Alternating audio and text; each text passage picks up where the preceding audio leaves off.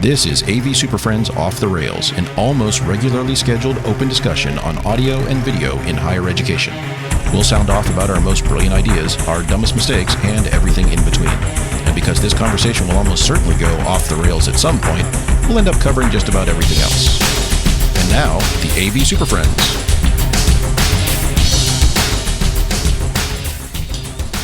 For March 8th, 2024, it's the best sounding podcast in higher ed AV. This is the AV SuperFriends Off the Rails. Broadcasting live to tape from coast to coast, easternmost to westernmost, northernmost to southernmost, gatepost to hitching post. I'm your local host who can boast the most milquetoast and utmost humility. I'm Chris Dector, and it's time for another Friday afternoon podcast adventure. And let's say hello to today's... today's... I thought you were going to get there, but damn it, almost got there. Let's say hello to today's illustrious panel of AV SuperFriends. Hold on. Hello. First, let's welcome an interactive ideation architect, good Lord, from Kansas City, Jamie Reinhardt. Hi, everybody. That was very weirdly spoken. How was that? Hi, how are you? Next up, let's say hello to a human creative facilitator from Corvallis, Oregon, Mark Kolowazinski. Hello. What is it with you guys in intros? Hi there. Your voice is deep. It is. Next, let's welcome a national configuration designer from Greensboro, North Carolina, Larry Darling. Do I configure designs or design configurations? National only.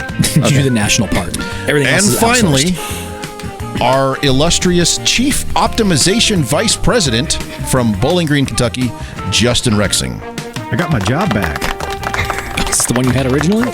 Yeah, I was chef, optimization, vice, something. Chef. Don't think that's how any of that works. So. Anyway, so on today's show, we're going to bring you... Right. This is going to be part 7 of our 14-part series. Mini-series. On how we organize our AV systems across our campuses, and we're going to start back again with zero again. So, but we're also going to. So we'll get into that. We're also going to talk about the future of all movies. Yes, we will. But first, and because you've waited several weeks for it, it's time for the news. Yeah. It's always better with Justin adding his own sound effects. The live show's much better. You just see Justin dancing for the news. So That's the only reason I show up on Fridays. That's the only reason we have you here. So it's worth it. This article comes from Commercial Integrator and is a tome about 78 pages long with graphs and charts and callouts and all sorts of random stuff. Circles and arrows and... The title of the article, link in the show notes, title of the article is Chronicling the AV over IP Revolution. And they say this is a revolt of revolutions. This is described as a deep dive, and the idea was they brought together a panel of people from integration firms and manufacturers to talk specifically about, and some consultants, I think, to talk specifically about what are they seeing as far as AV over IP from their projects and their clients, keeping in mind this is from the standpoint of integrators or people selling stuff. Mm-hmm. And of course they say they're seeing more of it. So there you go. I just summarized the whole thing. Yeah, I mean, this is deep. Like the charts and the graphs, and this looks like it went into something generated this AI or something did a lot of work on this thing. No? Yeah. Yes. I don't know. I have two thoughts on this, but I'll let you guys talk for a bit. Two? I have two. Just two. Only two. Just two. That's it. I think the article is accurate. Mm-hmm. I think that there is an uptick in using AV over IP as your distribution. I do think that it is gaining more market share. I do find it ironic that that's probably the wrong word, but you didn't finish your sentence, so I can't tell you if it's not. Yeah, hold on. Ironic, I think, is the word. Yeah, that is a little bit ironic. So that the people who are noticing an uptick in the use of AV over IP are also the ones speccing it and selling it. I mean, this isn't like the end user, the clients are going, no, we're driving this boat. We want more of this thing. It's kind of like, well, we're selling more because that's all we ever put on the paper. So there is, yeah, there's some things in my brain that are thinking, is this the cart before the horse, or is the horse pulling the cart? A little bit of just kind of gaslighting here in a weird way. A little bit. Okay. But I do think it's true, and I think that they do bring up some things that we've also talked about, like how come certain standards aren't making bigger headway, like 2110 or A67, or how come... what I also found interesting is that some of them called out manufacturers, like, we want manufacturers to quit being platform specific and start opening it up so that everybody can be happy and we can sing Kumbaya. Mm-hmm. And yet, every time I get something from these same people that are in this article, it's the same company every single time. They can afford it, Jamie. You're speaking our language, but you're not doing what you're speaking. So that's how my impression. I thought that what they said about the standards was actually interesting, because they did praise like the adoption of standards is driving some of this, but at the same time, the next paragraph they were talking about all of these different standards that are out there for each individual niche application. Which it's kind of like, yeah, but no, like you can't say this open standard. Because there are standards, but they're not standards because there's so many of them. Yeah, I mean, next month there'll be another one. So. I know. Well, I think, Larry, you're kind of almost speaking to that. Going to the very, very bottom of this thing, there's a little pie chart, wheel chart thing that says single most compelling benefit of deploying AV over IP. And that's an interesting little wheel of return service calls. No. For the sale, but I don't know if this is accurate. You guys chime in if you feel like this is. In 25% standards-based approach that allows interoperability. 25%, is this 25% of people said that of this compelling story? Because I don't know if that's really okay. Ability to overcome distances. Do you guys, is distance one of the decision-making factors? No, we just I don't use have glass any for rooms everything. that are that big. We just use fiber. All my for rooms everything. are over 100 meters. What about increased enhanced visual performance? No, it's actually, in most cases, it's actually worse. So that was 7%. 420. Yeah, most of my experiences is that it's diminished. It could be, right? And so the piece I did agree with, though, is the 60%, that the ease of scaling sources systems to meet user needs. It's a simpler kit. You guys can fill in the rest of the words, and it does allow it to actually scale more easily. And I think that is the preeminent Mark, you thing. just add another giant matrix switcher chassis to the next one. That is That's the how it historic works. way it has been done. You're absolutely right. And I think I stack them vertically. I think this allows clients, AV over IP does allow clients to kind of get a little more granularity in how they view their systems. Not all of them, but many of them. The whole article at large is very much the industry saying this is the thing, so let's sell it.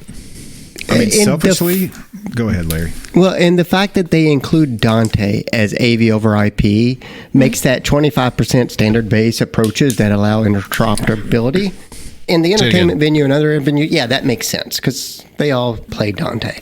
Selfishly speaking here, what do you want to say? Oh, I like it because I don't have to think as a designer.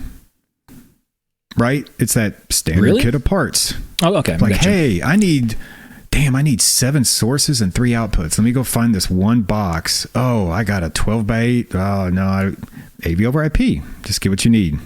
Okay. We do a lot of weird shit, right? We do a lot of weird stuff. So we don't have a lot of standard classrooms. And I always have to come up with some weird sources. And it's just always easier if I've got more than 2 displays. What's and a more weird than 3 source? sources. Yeah, what's the weirdest source you've spec'd recently? So this is going to go off count. Okay, weird count of sources. Sorry. Standard sources, just odds or evens.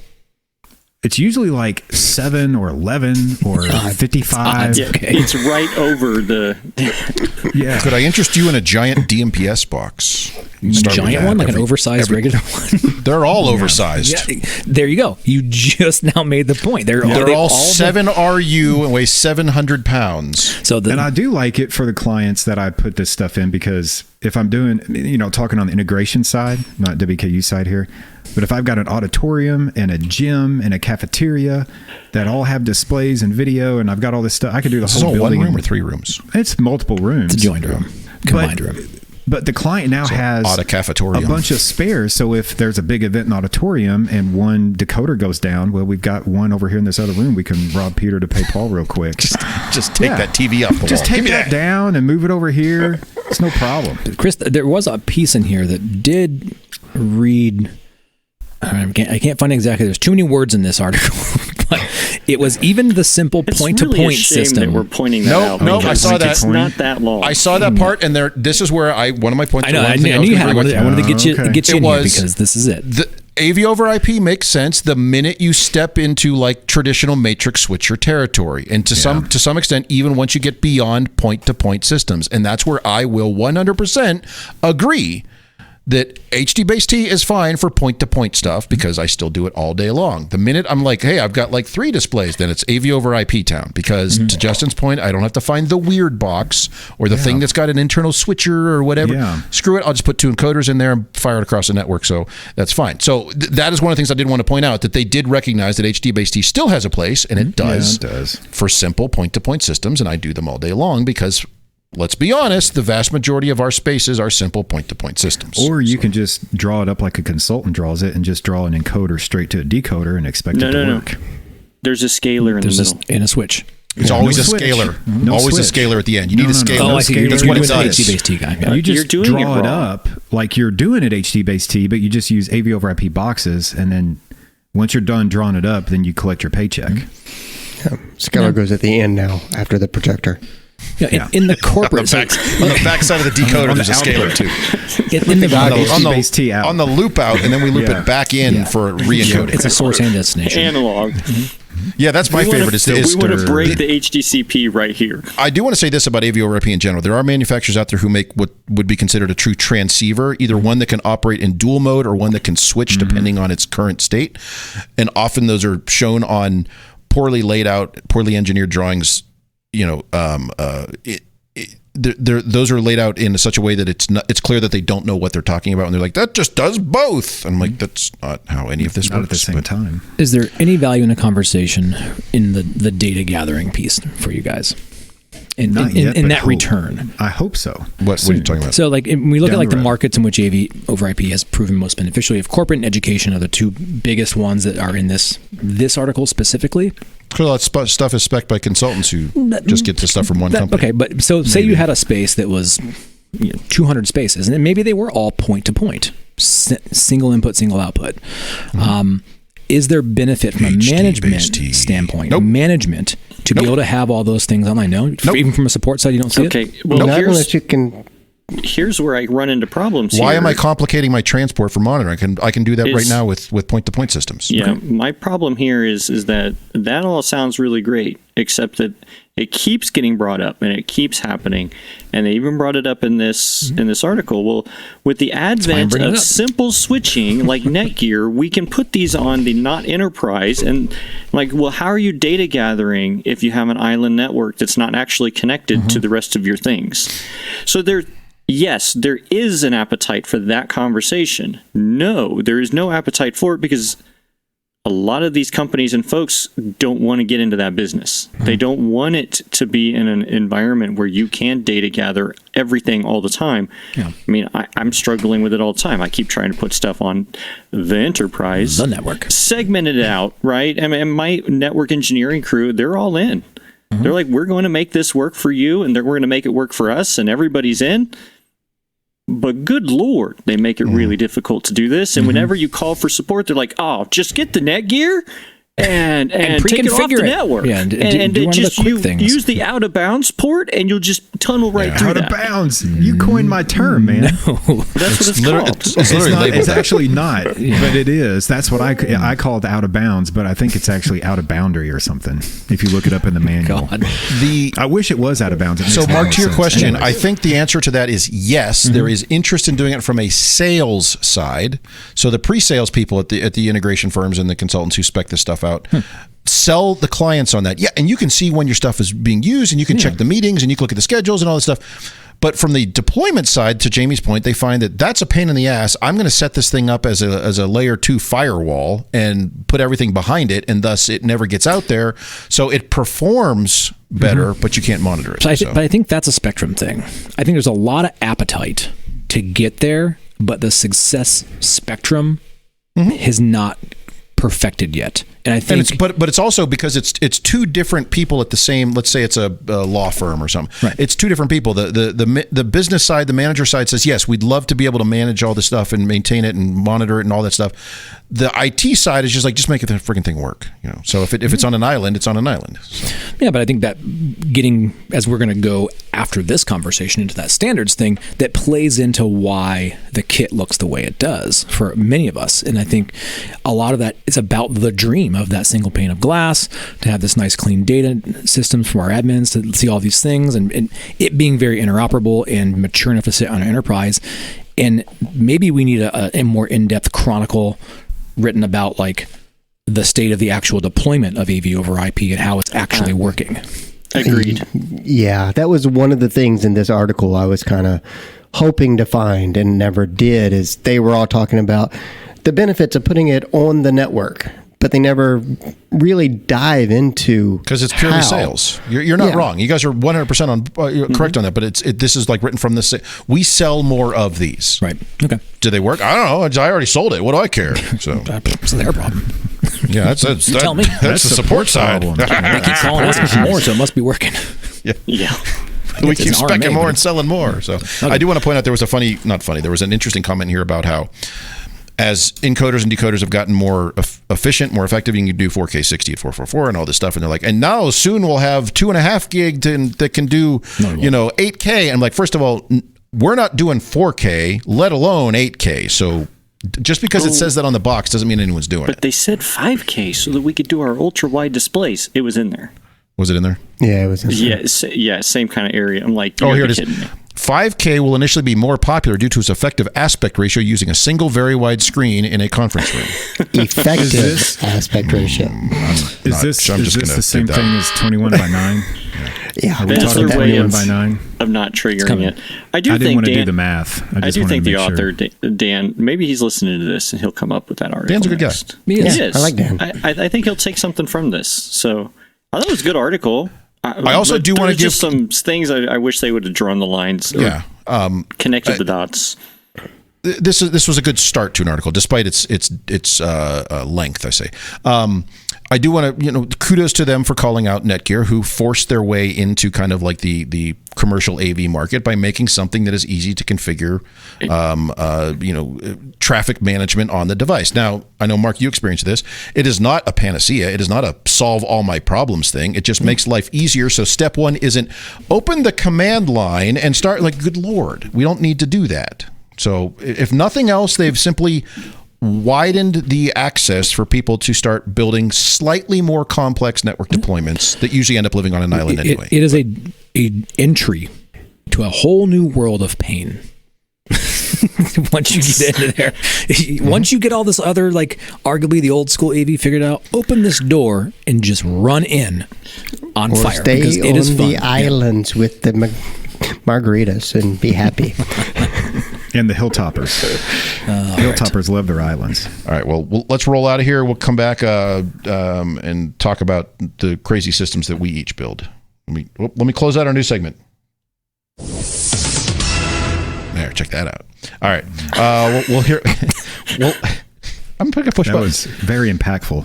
It was. We're going to hear from Jamie, and then we're going to come back and hear from me.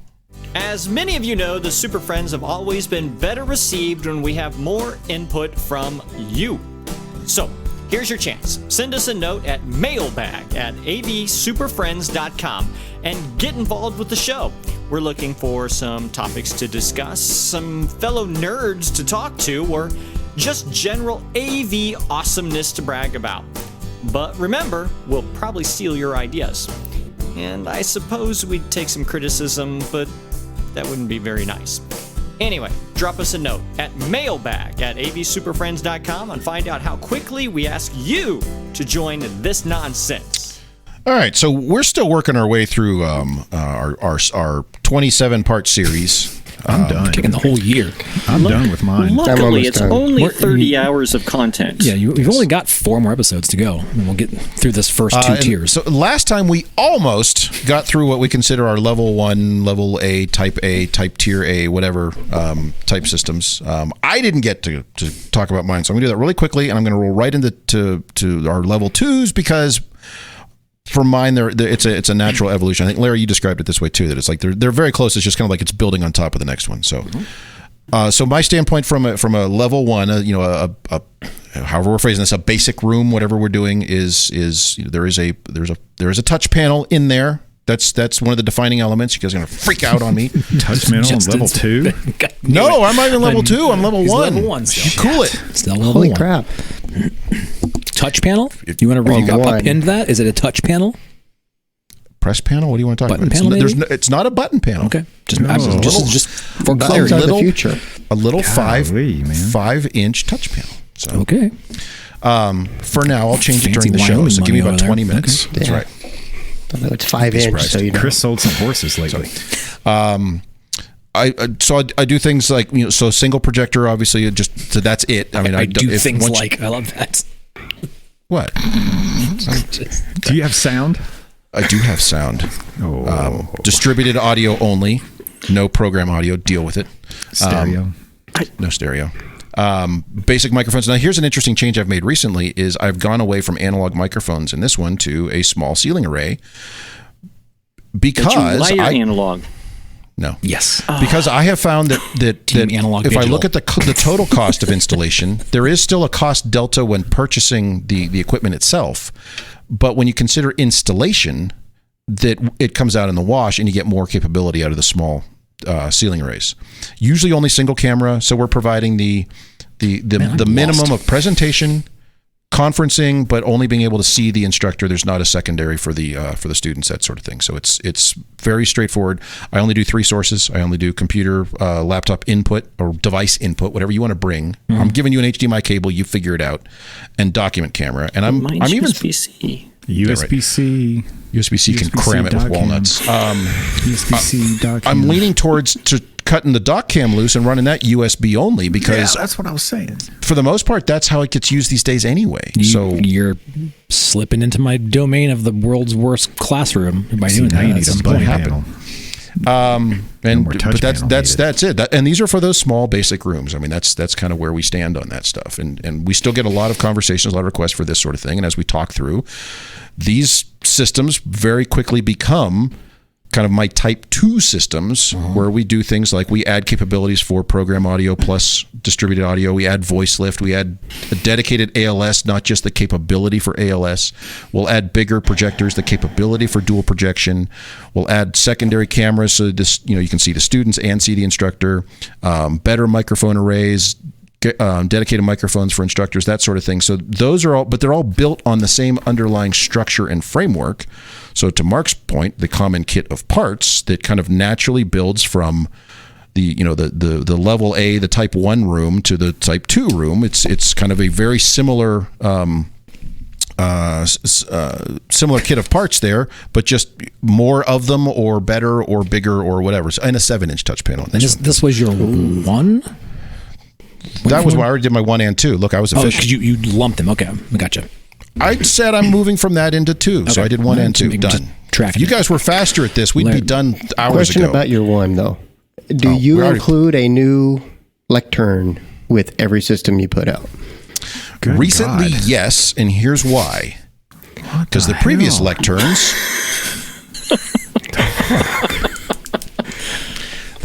lecterns were fixed battleships that were basically an equipment rack with some crap laminate on it and the little Just flappy like ours. wings. Yeah. Which for ADA and no, they're terrible. They're terrible all the way around. So I'm tossing those. And the thing is, when I go to people and I say this includes a new height adjustable tabletop, and I show them how it works and all that stuff, or I show them ones we've done, I have yet to receive any pushback on that. They're like, that's great. Let's do that. Sure. So now, here's the interesting thing on Common Kit of Parts.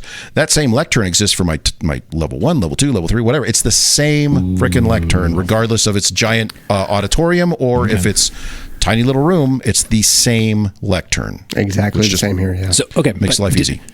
Does this? Are we in the 2? Are we there now? So I think I was the last one to go for 1.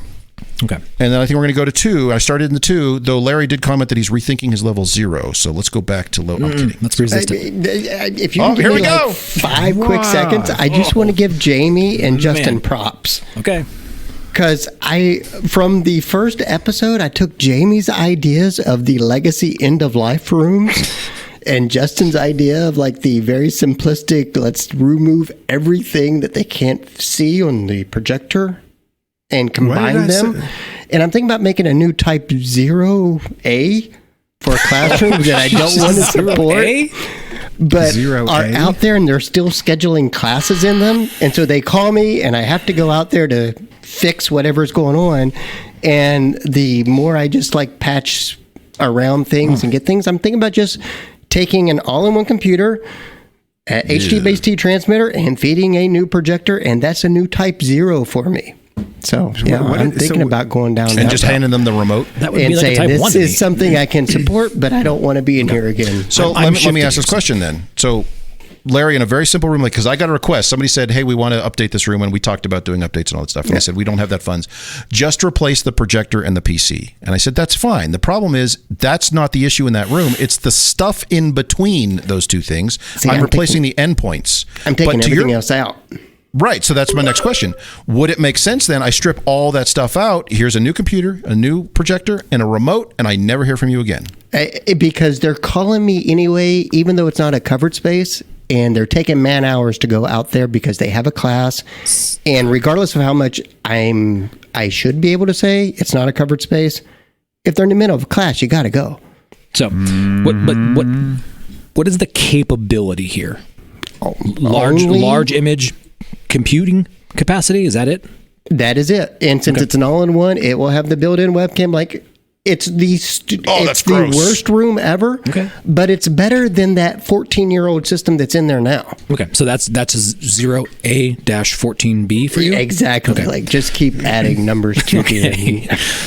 Let's move into the domain we're here to dig into deeper. So this is the level 2, right? I have my slide rule in front of me. I have to convert all mine. This is my number 3. Wait. Level 2 is number 3. I don't have a 0. Everything we discussed as 0 is a 1 to me. Just call it 1 minus and shift everything. Like halves. I don't have that kind of time.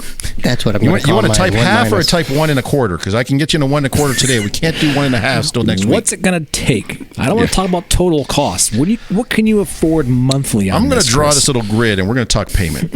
You tell me what the numbers look like for you. Jamie, you just went through this. How was that going? Mm-hmm.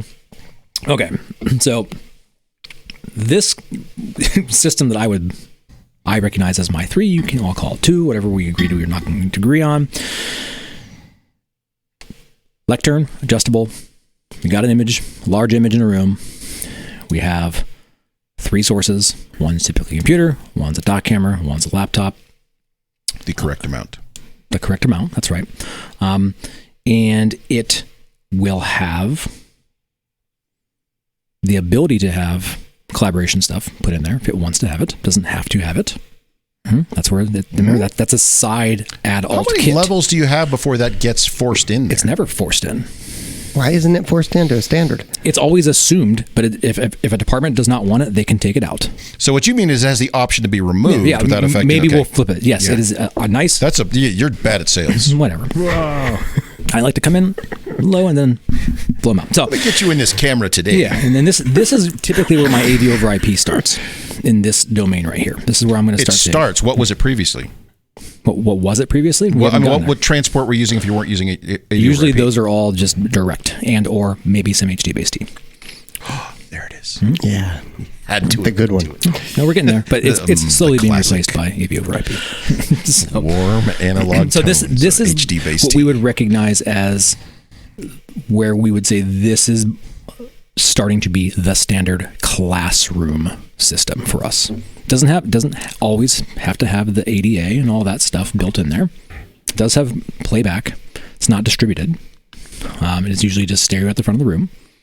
It does not have a voice lift in there. It is just content. And that's pretty much the capability. And it's all on one lectern. There is no accompanying rack with this system. As blasphemous as that may sound to you all. I guess I should have said that. I mean, the only places that I require outboard either pony racks or installed racks are in the largest auditoriums. Yeah. And oddly enough, it's only for like 3 or 4 RU of gear that just would not fit in the lectern. Yeah. And even then, I try to keep it within. And we have a lot of these systems out here. These ones, they're very affordable, and they meet the needs. Again, they accommodate, but they're not all-encompassing accommodating, but they're very attractive for a lot of folks. So if you were to add the collaboration to this, it's already designed to work with it. Like, what would that entail as your standard collaboration package? It'd be a PTZ camera, and you would start with the instructor wireless lavalier microphone system. And there is I use the DSP enabled amplifier by a Tron of sorts, leveraging the Dante piece of that.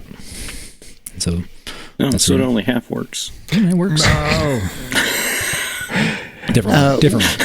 That's why it's tier 1. So do you feed the microphone? You feed the microphone's analog into your amplifier and then make it Dante?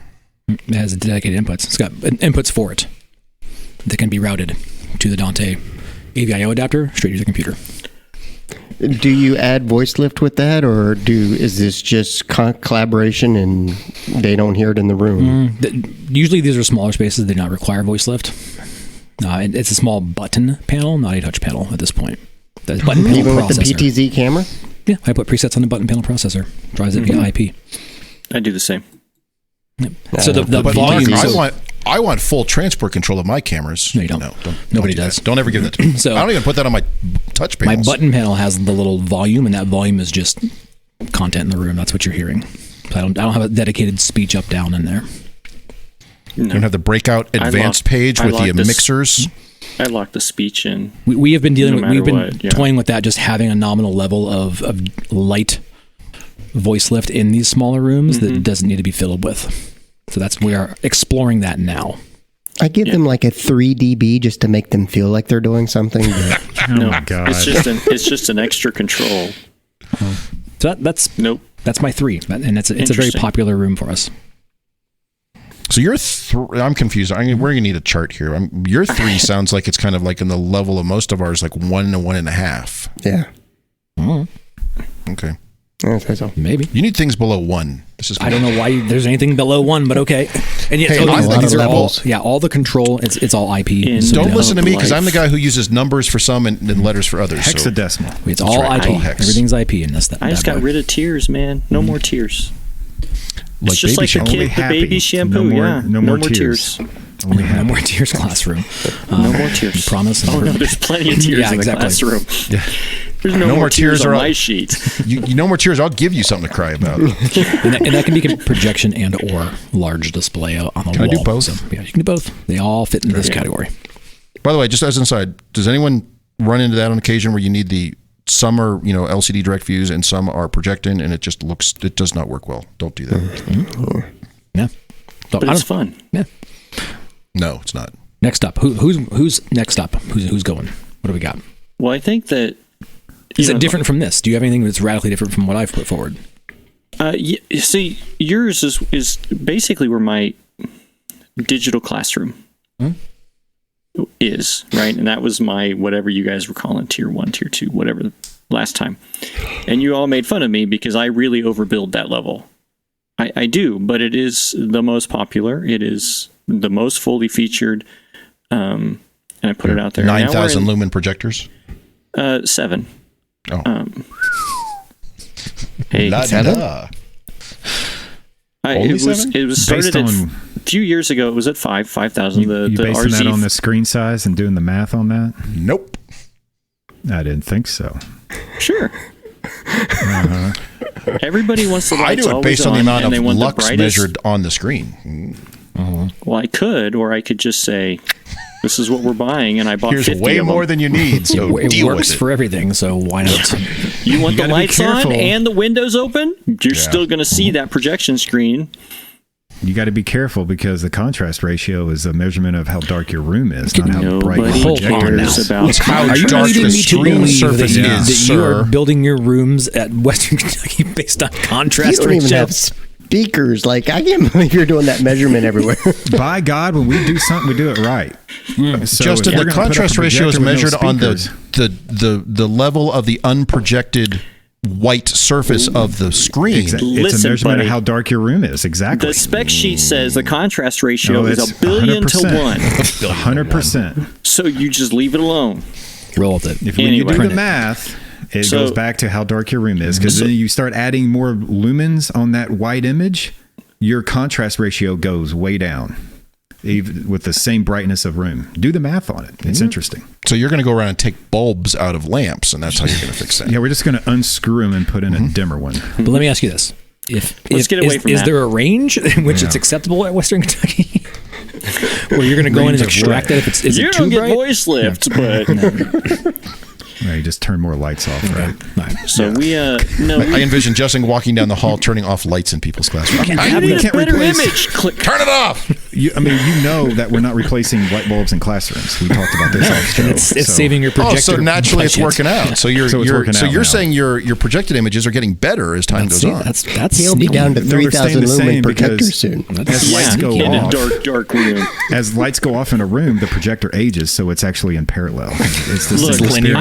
as time goes on. don't care about the This linear contrast ratio curve. as long as the noise floor of the projection is above normal speaking level. I've and then done I'm the good. math on all the half-life of all the LED bulbs in projection and the ceiling and everywhere, Yeah. and it's a perfect linear. Gotcha. And It's, I do it's un- everything. do you guys yeah. shift all your bulbs so the oldest bulbs are in the front of the room so they age back? Is that the thing? Okay. I do Yeah. understand. I do understand what you're asking, but we do find that, or we found a long time ago, that nobody wants to turn off or dim lights, and everybody wants the windows I know. open. All I'm saying is you And just got to so- be careful when you're throwing brighter projectors in bright Yeah. rooms. Jamie, to There is that a point, limit. I don't recall. It's new to me here, but the common deployment from a facility standpoint of the writable surface, the whiteboard, chalkboard, marker board, whatever, wall wash screen, wall wash lights. But so many of them are installed in the ceiling, aimed vaguely at the whiteboards, and what's between that and the ceiling is the screen, and so it immediately blows out your screen. So I have some rooms that probably have 8,000 or 9,000 lumen projectors in them now when they were new. I don't have a lot of that those. look terrible. So Yeah. Yeah, You know I how to don't fix that, Chris? Take the other bulbs turn out. those lights off. You put the lighting on the control panel. Oh, And yeah. So you can. Get right on that. None of my tiers have that included. I'm just get that out of the way right now. Back to where I was. Right. So now I'm at the point where we call it like the enhanced digital or high flex. Right. It depends on Depends on how you're feeling. look. What the request is, but they're similar. They'll have. Wait. So you're saying you have two different names. So if somebody says we don't want high flex in here, you're like, great, I'll just give you the enhanced digital. Yes, and the enhanced digital has Slight all fans. of the. Yeah. Yes. Yes. Awesome. And high flex is used mostly because if you request the high flex classroom, we want to steer that towards the training seminars that you have to go through in order to pull that off. Most of the enhanced digitals, they have a PTZ camera. Wait, so there's like a ceiling license you have microphones. to get one of these rooms? We're trying really hard because we keep getting the pushback from administration that our high flex course is failing because of the technology. All of us on this call know that most of the time it's how the course is being managed and Nope. I dealt don't with from believe the that. It's how it's facilitation. scheduled. That's it. Yeah. It's where it lands. It's the brightness of the projector. And I'm like, And the light bulbs. I'm not sure. Light bulbs. I could How throw many light 7 bulbs more around? displays at this problem, and it still doesn't fix that you're not facilitating the course correctly. That reminds me, Larry, you were in a room the other day on a call that had like 27 displays going on in there. So I It did not assume have that 27 displays. It had 16? had 3. He's counting. How many were on the back wall and the projector and other stuff? There were 2 on the back wall. There was the 98-inch on the front wall, and then there's 2 on the desktop. The 2 on the desktop mirror the 2 on the back wall. Yes. I just Exactly. got No, 12. That's just, there was only 5. Done. That's my type Okay, so there's four. only 5. But what you're saying is there's 5 displays in there. Most of us are only doing 2 or 3. So Well, that was a that was a true high flex classroom. But I'm just saying that sure the high flex there's classes in versus there the are fake far one? more successful because there's more displays. Versus the fake Yes. high flexes that you put in, Larry. Well, it is designated as a high flex classroom, and part of it is like the camera follows the instructor, and they can naturally walk around, look at the students, and look at the students online at the back of the room.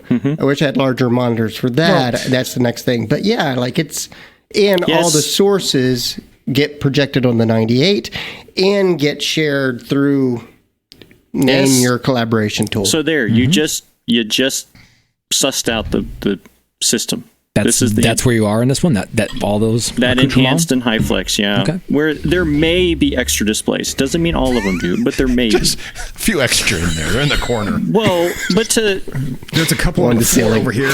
look, if there's two, Chris, you did this a little while ago. Well, it has the capability for the second projector or the extra. Yeah, But not same. the 6th or 7th or 12th. But wait, Well, the difference is I install the second projector, but put a lock on it with a dollar sign. Yeah, it's like a Tesla. You get Put a upgrade quarter to that. in. You got You gotta unlock that. unlock Put a that second quarter in and projector. use We'll be me. right over. Yeah, Yeah. pay the firmware upgrade and you get that. Typically it's the Actually, same. it's an interesting idea. It's the Start same doing that. equipment. It's just more programming. This is where I'll actually, they need to have that touch panel. In the regular classrooms and things, it's all back to buttons. It's a button panel with. No, you guys aren't wrong on the control thing. If I could simplify things even one step below a little touch panel and just go to button panels, I'm looking seriously at that. And you guys know I'm asking you questions about different options out there for that. And there are spaces where we do that. We don't have an established standard for that yet, but it is on my list of things to do because there's absolutely a valid use case for a simple 4, 6, 8 button panel that does 90% of what you need in the room, and that 10% you just don't do. Yeah. These rooms are all transport guaranteed controls for your document camera. to have that. They'll have a PTZ camera for the instruction area. There may be one that goes for student view, especially if it's the high flex or hybrid, and the ceiling mics. Some of them are digital. Some of them might have cheated because it just works. Oh, I'm all in on To this. pull the You analog don't sell this straight to me, back. brother. I'm in. But Yeah, sell it to me at this point. I'm not Voice- putting any analog it's up there anymore. voice It's already lift, there. I never took it out. voice slip up and down. I mean, you have to get really cheap for me to not put a voice lift in there. Yeah, like me. I was checking my levels to see where voice lift mics. Is that kind of where you are on that, Jamie? Then we'll kind of. I think we're about similar. Places. Okay. You're definitely a little bit broader brush there, but that's okay. I have. UMKC is showing us all up here. I don't think he's got a brush. I think he's got a roller. Yeah, you just paint big broad Just roller rolling this. It is killing me now on your budget. because I Killing you don't softly? have as much budget to replace Blowing. these. However, we are finding that we don't have to do the everything everywhere. So Is this AV it over IP for you, does- or is this big black box switcher? No, by here it's AV over IP. Okay.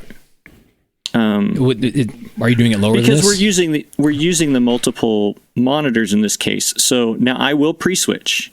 So it may be only like, I don't transmitter every single source you ever. got like a 2-input transmitter. You'll switch between the two. Yes, but if they ask for extra confidence monitors or there's multiple projectors, then why am I going point to point to all of these things when I can just blast out the stream and say you're stream 1, you're stream 2, be happy. Subscribe. Like and Larry save. said, Yep. Okay. there's 2 monitors on the desk. They match the 2 monitors in the back. Okay. All right. You can do that with HT-based teams. I was going to say, I use HT-based DAs for that. It works real well. A bunch of DAs and Come on. loop outs. Come on. You have to admit that things like that is where AV over IP can It make does, things but easy. I It's did more that fun room to have like 3 4 years looped ago. out stacked so. transmitters. I'm Just be like- like, you guys can't ever change this crap. Yeah, we're not saying you can't do it. Yeah. Just don't. And most of those, and I think we all agree on that too. There is a tipping point where you really do need to start It's that moving 9th display. towards the The 26th display is what you IP might want to start distribution. thinking about. Doesn't mean you have to commit. Just start thinking about it. Now, my problem's it's been a slow go until like the last year of transitioning, and I've been trying to put it all on the On the internet. a proper enterprise deployment. And now I have reached the crest where I'm going. The oh waves my God, crashing down on you. I'm not sure that this was a great idea. I could have told you that. But my network guys stopped me yesterday, and they said, "You know what? It's frustrating as hell." They should have stopped you a month ago. They should have stopped you a long time ago. Get them. They've been fine. It's been frustrating as hell, but I have Hold 'em down, I give 'em have purple not nurple. learned so much about how the network works And since I started working on there's these truth in projects. that. They have increased their ideas of multicasting and IGBMP and all of it, and they're like, IBGMP. this has been just it's maddening Chris. because it's interesting. I mean, we do the same thing with stuff. It gets to the point where like, this is so mad. Oh, look, it works. And they also stopped you and said, "We own your silo now. Like, you can't do anything without us." All right. It's okay. I got it. So, It's okay. Larry, We have a good relationship. Where are you at in this? Where are you a blend between what we did, or are we off base I so am far? way below what Jamie's Taj Mahal of classroom is. Like, I I'm haven't still even on got my there tier yet. 2, which is my standard classroom, which goes out everywhere. Why for the is most tier part. 2 the standard? Two of you guys have now said that. This is our standard deployed This classroom. is the one that goes out most of the time. Well, Larry has one AV, 1.5, Oh, yeah, 1.75. that one hasn't been deployed. I'm still working on that. You just in my added head. a 0A or some shit Yeah, earlier. I did after listening to you two, and I was like, "Wow, I'm overbuilding some stuff." No, I am overbuilding. You're overbuilding, but you have the legacy end of life out there. But anyway, my tier 2, which is what's out there, and 90% of them, well, probably not 90, but it's the backbone for 90% of my rooms. Tier 3 and tier 4 add additional things. Good Lord. But I'm with you. tier 2, it's 3 sources, just like everybody else. Single projector, ceiling speakers. UCC is standard at this point, but predominantly it is not a PTZ. It's just a nice box cam at the back of the room, pointed, framed where they can't mess up the shot. You're just a fly on the wall in the back of the room. You are a surveillance camera. Aren't you the person who told me that you're not doing box cams anymore because you can get cheap PTZs for the same price and just don't set them up for moving? No, that wasn't me. Oh. That's probably me. So far, I've still got I've been blaming you for that for years. Which box cam are you getting now? Because the data video one is the one I've been using recently, and I've been BC50. I've been pretty happy with it. It's got a nice focal length. Like, what are you using for transport? well, and it's USB, of cheap. course? It's SDI out. And No, USB. No, not you. No, SDI. Save that topic because that one's going to come back. Some stacked dangler extenders with power injectors along the way. Spoiler, if you're doing USB with your cameras, you are doing it wrong. Yeah. I think we all I agree do with that. have a microarray in the ceiling. So Dante is part of my standard too. is it an Amazon Alexa? It is not. No, I've looked at that, but it's just that next Alexa, step start up. the Zoom call. It is a microwave. Okay. Isn't that what USC does? I think so. Alexa, or start- voice control or something. Start writing on my whiteboard for me.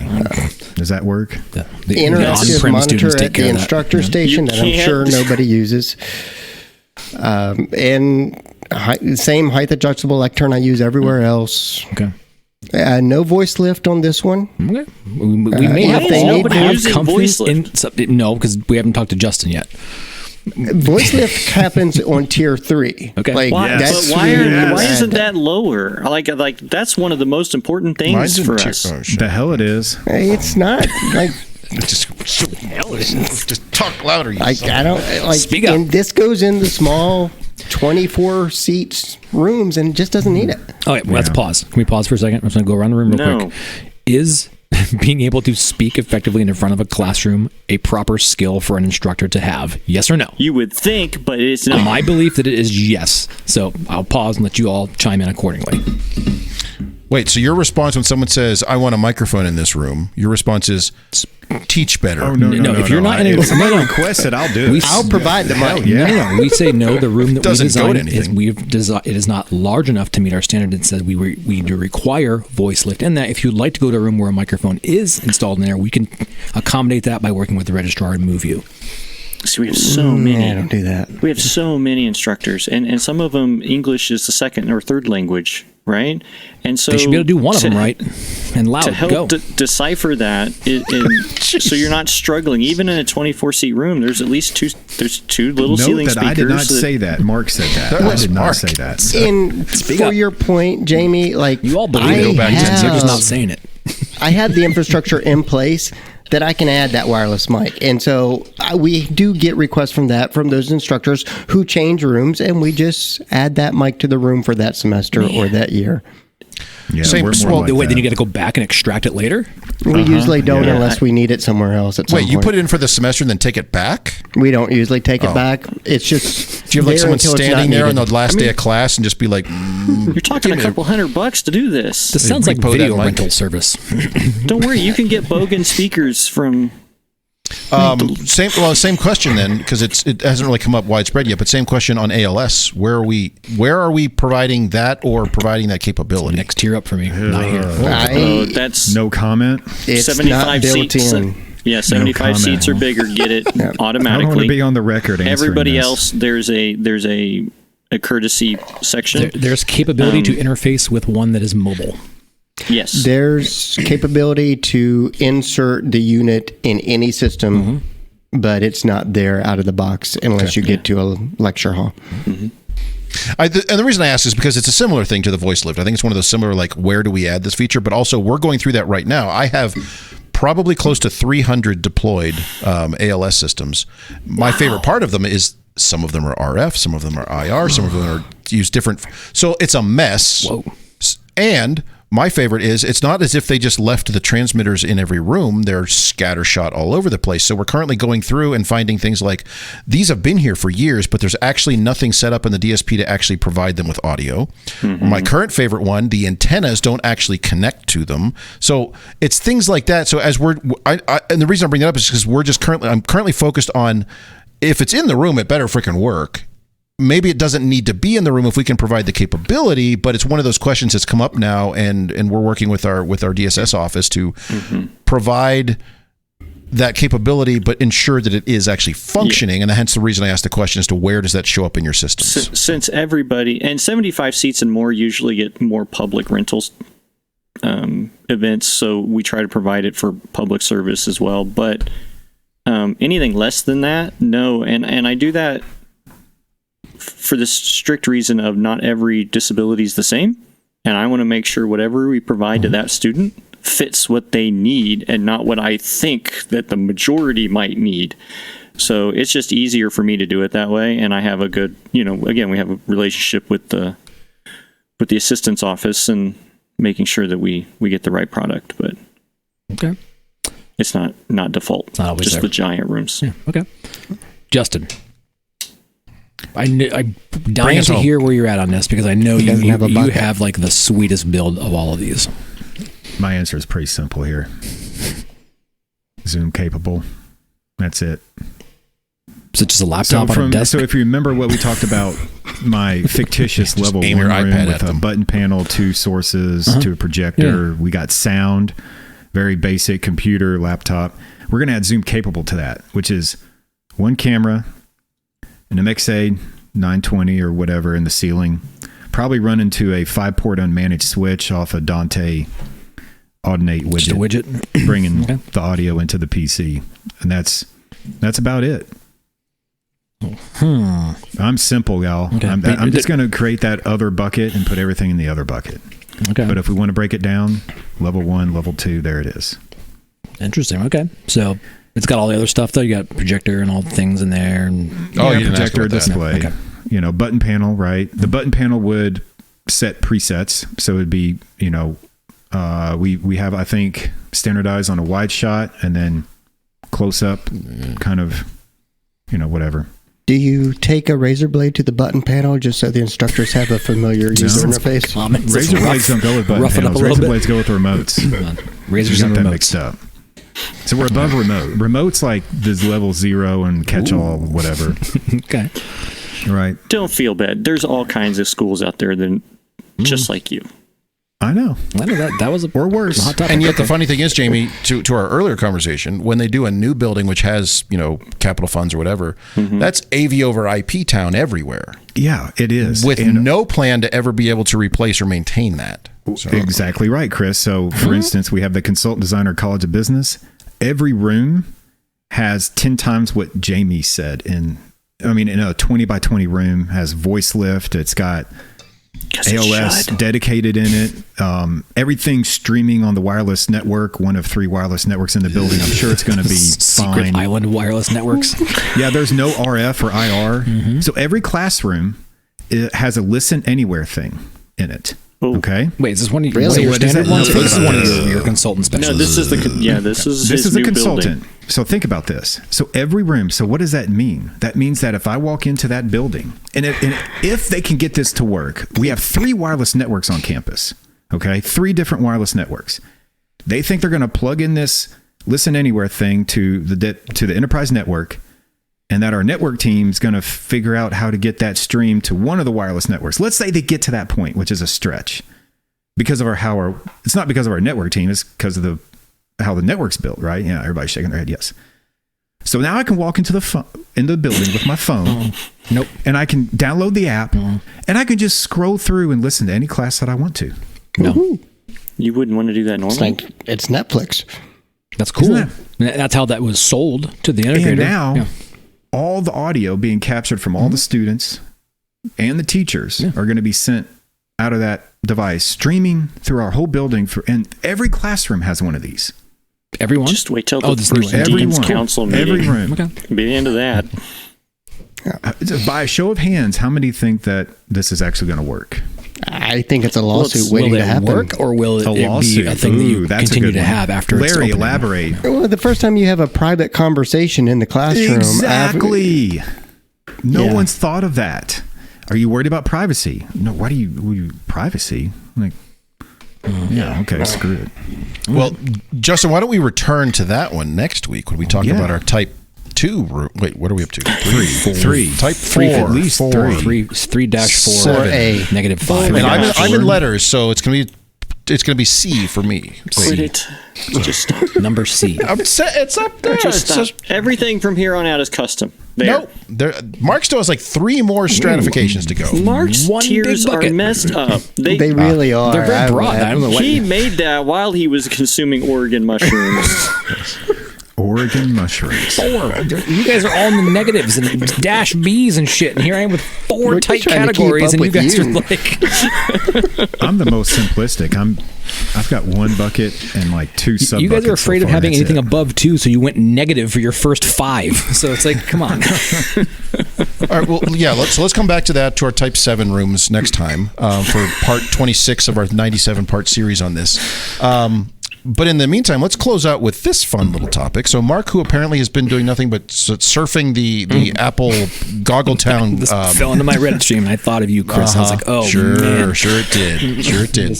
How many of these you bought, Chris. man? I got like So a you baker's also dozen. got these? I got a baker's Mark dozen. posted this the other Boys. day, and he said, "You guys got to check out this. This is why the goggles will succeed." And I will state at the outset, I misread the first like line or 2 of this and thought he was talking about something completely different. And I will share a video picture of that. Chris showed is That will perfect. be in the show notes, so you can see what I was thinking as this came up. But basically, what happened was somebody was comparing, and this is the future of movies. They were comparing going and seeing an IMAX movie to watching it on their Apple Googles, and they said, and I'll just read the comment here. They said, "I won't mention a single thing about the movie. However, I've watched probably 20 movies on the Vision Pro, and I can confirm that after watching my first IMAX movie since buying the Vision Pro, I prefer watching it on the Apple Vision Pro rather than the theaters at this point. IMAX theater sound is clearly unmatched. The dynamic range and colors is unmatched. In theaters, the bigness doesn't feel the same. The crispness and light to dark difference is what really suffers, as with, to Justin's point about contrast ratio, as with really focusing details on a projector really doesn't hit like it does just need more lumens. Yeah. That's not. I how that enjoy the works. personal experience, but in a 1 versus 1, Apple Vision Pro is king. I cannot wait for this movie to come out on Apple Plus. I'm not sure. Okay, they're talking about they want to watch the same movie they saw in IMAX on their goggles. Yes. And they said, as a side note, I sat dead center, stretched out my arms, and measured the field of view from where I was sitting. I guess he's now smacking people left and right to compare the field of view of the screen that I watch in the Apple Vision. Max stretched out and pushed back. It covered approximately 70% of what the Apple Vision Pro does. If you use the virtual environment on the Apple app, where essentially puts a screen back down into theater, it's still bigger, about the same as IMAX. So basically, they're saying, comparing to sitting in the center of a theater, in an IMAX theater, presumably a really nice new modern IMAX theater, just sitting there watching the movie, comparing that to wearing goggles, the goggles are a superior viewing experience for this type of movie, where it's all immersive, high, giant perspective. Only traditional stock footage documentaries from the 50s. That's all I watch. I will say on this, I have no problem with this. I mean, I will back this 100% because this is the sort of consumer-based entertainment nonsense that goggles are made for. So yes, play your video games and watch your movies, and I'll just say that. So now you know where I stand. Would you recommend them, Chris? The Apple Googles? I don't know. It's a trap. I thought I was trying to get you to walk into it. Okay, sure. Yeah, I'm going to go use my $4,000 software development kit to watch movies. We can't recommend something until we actually experience it. But that will be enough to sell them. That'll probably be enough to sell them. It makes me sad, though, because he's saying that the experience is better when I isolate myself from all other humans. I hate agree. going to the usually movies live because my there's life people that there. way. With everything I do in my life, I agree with that at some level. There you go. So Except using the bathroom. I need somebody. I need at least 3 people around, like uncomfortably jiggling the handle, knocking on the door. Oh, I need somebody asking if I need help in there. I need full support. Oh, jeez. Okay, so I agree. But where do you can't put the the most sock on sense the door here. handle that way? No, you can't. I thought we were over that. Moving on. I think this and the mobile computing aspect of it, I think makes sense. I don't know if it's, to Chris's point, worth $3,000 and the $4,000 neck ergonomics that come into play here. But Chris, you've expressed that it's like kind of goofy-ish, people sitting in these big goggles on their head strapped in there. If it ever got down to like it worked with your glasses you have, would it have a use case for you? Not this use case, obviously, movies. Yeah, and I brought this up a few times. I do want to clarify because people think about like anti-VR stuff, and all. I'm not. If you want to play video games in VR, I've done that. That's fine. To your point, if I had glasses that looked like what 4 of the 5 of us are wearing now, but had the ability to like the Google whatever goofball things that were 10 years ago. Yeah, Google Glass. Project AR stuff into that. There is absolutely utility for that. Okay. Even in a larger form factor, where say it's like an industrial style safety goggles looking thing, but you're using that in like a build environment, like you're doing walkthroughs of spaces or what. I can see utility for that absolutely. Fact of the matter is that stuff doesn't exist yet. I don't know if it will in the next couple of years, but every time they come out with ones that are like, it's the smart glasses, they look goofball-y. Even the new ones that are sort of better, if you look at the marketing, like the photos of them are from very specific angles, so you don't see that, yes, straight on it looks like this, but you turn your head to the side and you've got this giant thing on the side of your head, so it's computing module strapped to your head. So you're not wrong. If they become things that are more along the lines of basically a heads-up display from 40 years ago, but through your glasses that don't look like they're weird glasses, then yeah, absolutely. Okay. But I think we're not there. It's a process. We got to get there, right? It's technology it has to build, and so I thought it. I was like, oh, Chris loves this, so this is a good article for Chris. I do. I'm a huge fan of the Apple Googles. So cool. Everyone, go get your pair. And my battery died 20 minutes ago on them. So there's that. All right. Yeah. So to those listening, please send us each pairs of Apple Googles. And I don't. You don't want Apple Googles? Mine. I'll just take the cash and I'll go down to the store and get my own, I want Jamie's pair. I'll wear 2 at once. Can you do 2? Is that stereo? Well, if you put it behind you, right? One on the front, one on the back. So that way when your head spins, it knows. It's about spatial Eyes computing. in the back of your head. Literally. Can I view that in the other one? Yes. So you can walk backwards. Now we're talking. Just put a mirror in there. See what's going on behind me. Backup camera in the car. Like the people who drive with their backup cameras on all the time, just to keep what's behind me. What's going on? That's not how that works. Well, we've managed to ruin yet another episode of AV Super Friends Off the Rails. You can contact us with questions, topic ideas, or general complaints at mailbag@avsuperfriends.com. If you complain loud enough, we might just invite you on the show. Nice work, everyone. Sharp broadcast. Really good. Everyone on the floor as well. Really a lot of hustle. I liked it.